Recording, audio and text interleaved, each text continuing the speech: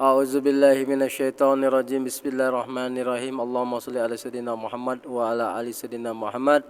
A'udzubillahi minasyaitonirrajim. Bismillahirrahmanirrahim. Ya ayyuhallazina amanu kutiba alaikumusiyam. Hai orang-orang yang beriman, diwajibkan atas kamu berpuasa sebagaimana telah diwajibkan atas orang-orang dahulu agar kamu bertakwa. Jadi yang di sini dipanggil dalam ayat ini orang yang beriman. Orang yang mempunyai iman dengan Allah Subhanahu wa taala, dengan nabinya dan hari kemudian. Jadi orang yang berpuasa ini orang yang ada imannya. Jangan kita marah, jangan kita benci kepada orang yang tidak berpuasa. Kenapa dia tidak berpuasa? Karena dia tidak ada iman. Itu saja jawabannya. Orang yang berpuasa itu orang yang ada iman, yang dipanggil Allah, bergetar hatinya, jiwanya apabila memasuki bulan Ramadan. Kata Rasulullah, apabila mau datang bulan Ramadan, bulan puasa, hatinya senang, hatinya gembira, diharamkan jasadnya dari api neraka.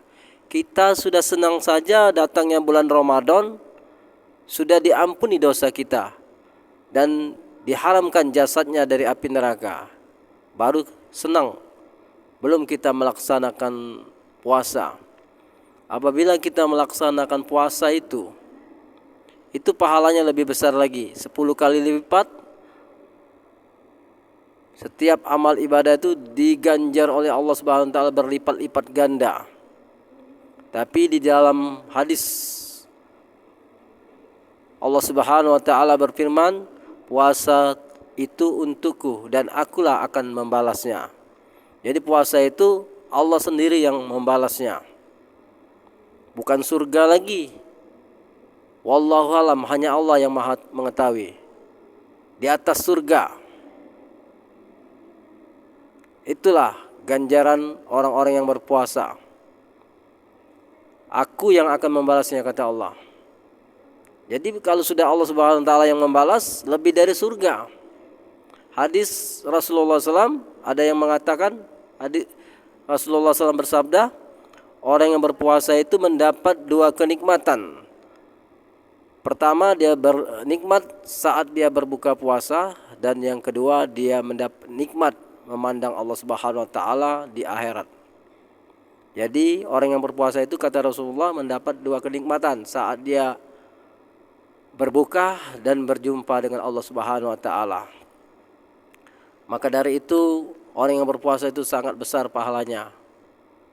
Dan di samping itu kita diampuni dosa-dosa kita yang dahulu. Orang yang berpuasa Ramadan akan diampuni dosa-dosanya yang terdahulu, kata Rasulullah. Jadi kalau kita mau diampuni dosa kita, kesalahan kita, silakan kita puasa Ramadan sebulan penuh, ditambah setelah Ramadan itu kita puasa Syawal 6 hari. Setelah itu kita sambung lagi dengan puasa Senin dan Kamis. Jangan diputus, agar apa? Agar kesan Ramadan tetap terjaga di hati kita. Puasa itu mendatangkan kesabaran. Puasa itu menghidupkan hati. Hati yang mati, hati yang keras, dengan puasa akan lembut, akan mudah menangis, akan sensitif, nggak bisa melihat orang susah. Hatinya tergerak untuk menolong, untuk mendoakan, untuk memberi. Jadi orang yang berpuasa itu dia mempunyai hati yang lembut, mudah menangis, mudah sedih, mudah kasihan sama orang. Tapi bagi mereka yang berpuasa tidak ada apa-apanya, berarti puasanya masih dalam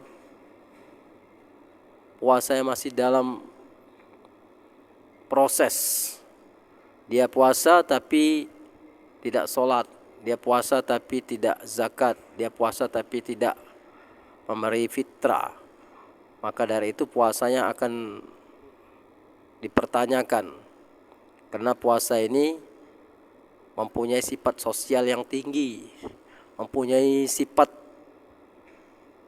pemaaf, pengasih, penyayang.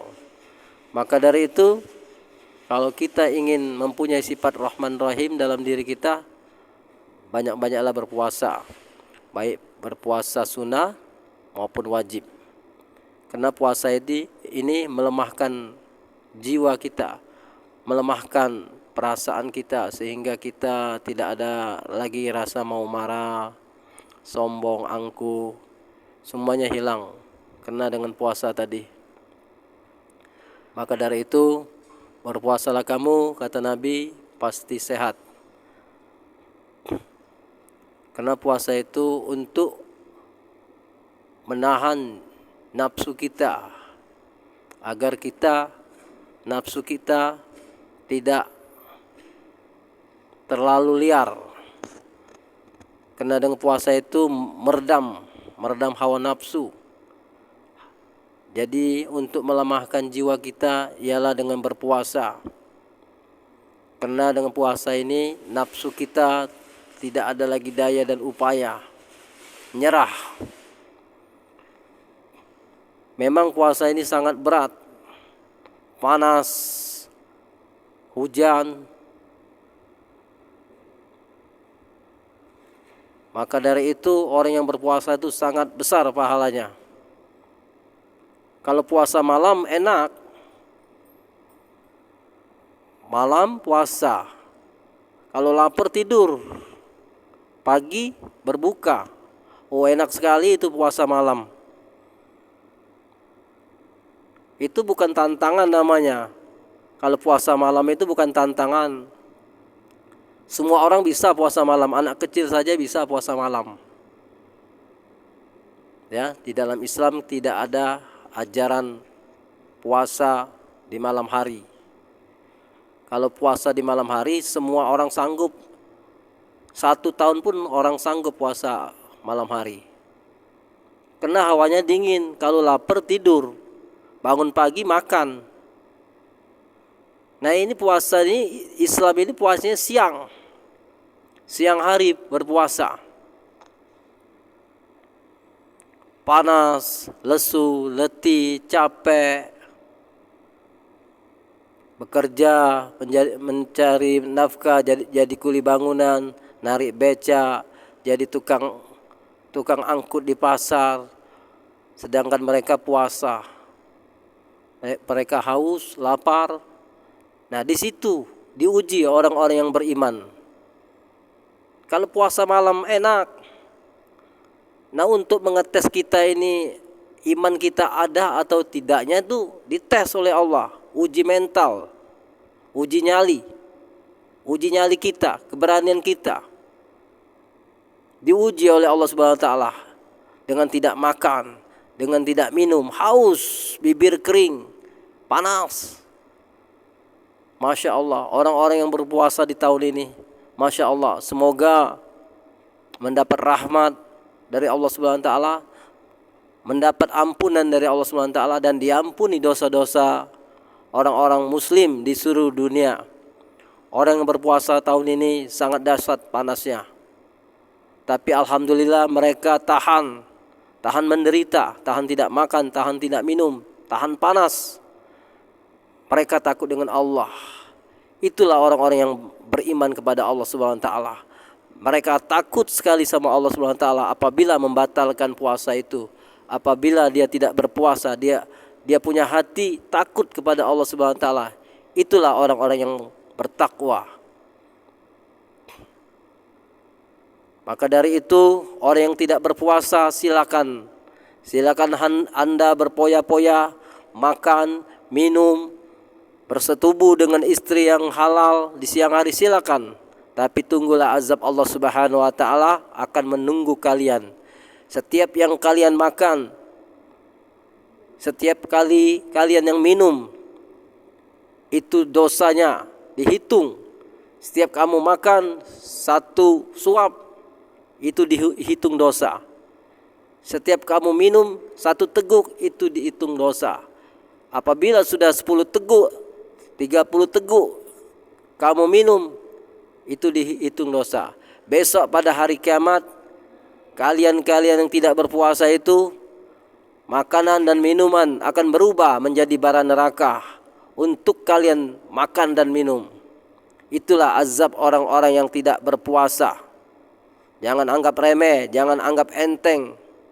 Puasa ini adalah untuk manusia agar menjadi manusia tatakun, bertakwa kepada Allah Subhanahu wa taala. Kita sudah 11 bulan dikasih makan, dikasih minum bebas. Untuk 1 bulan kita diajarin Allah Subhanahu wa taala untuk berpuasa.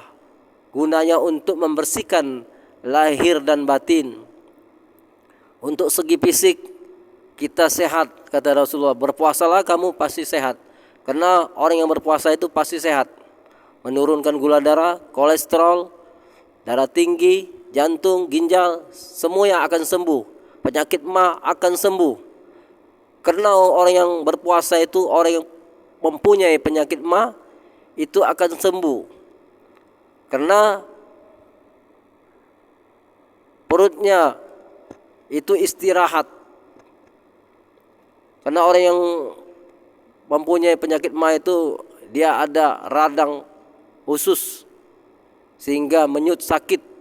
Tapi apabila dengan puasa lama kelamaan radang itu akan menghilang, akan kering dengan berpuasa tadi. Maka dari itu orang yang punya penyakit mah silakan berpuasa. Kalau mau sembuh silakan. Memang untuk sehari, 2 hari, 3 hari, seminggu itu sakit, menyut, tahankan. Lebih baik kita tidak makan di dunia ini, tidak minum di dunia ini. Biarlah panas, biarlah lapar, biarlah haus. Tapi kita akan bahagia di akhirat, akan bahagia di sisi Allah Subhanahu wa taala. Tahankan orang yang berpuasa. Biarkan panas, biarkan lapar, biarkan haus. Itu hanya sesaat sementara. Pukul 6 kita akan berbuka. Daripada kita di akhirat tidak makan, tidak minum. Itulah untuk kaum muslimin, musliman, mukmin, mukminah di mana Anda berada, jangan tinggalkan puasa, karena puasa itu adalah untukku, kata Allah. Dan jangan tinggalkan sholat 5 waktu, dan kerjakanlah sholat-sholat sunnah yang diajarkan oleh Rasulullah, seperti sholat tobat, tahajud, hajat, duha, sholat awabim, sholat isra. Dan gunakanlah waktu bersahur. Saat bersahur kita sholat dulu tahajud 2 rakaat. Pukul 4 kita bangun, kita mandi, kita sholat tahajud, sholat tobat, sholat hajat. Sekitar 15 menit baru kita makan. Kata Nabi, apabila berbuka segerakanlah, tapi apabila bersahur akhirilah. Karena apa? Kalau kita masih terlalu malam bersahurnya pukul 3 atau pukul 4, akhirnya mengantuk. Akhirnya sholat subuhnya kesiangan. Maka dari itu Rasulullah menganjurkan kita sahur diakhiri sekitar 15 menit menjelang sholat subuh. Silakan kita bersahur. Itulah fadilah manfaatnya. Kalau kita terlalu malam sahurnya, nanti sholat subuhnya kesiangan. Rasulullah sudah tahu semua cara-cara trik bagaimana kita menghadapi puasa. Jadi trik Rasulullah seperti itu. Awalilah apabila berbuka itu cepat-cepat, tapi kalau kita mau bersahur itu diakhiri. Assalamualaikum warahmatullahi ta'ala wabarakatuh. Allahumma sholli ala sayyidina Muhammad wa ala ali sayyidina Muhammad.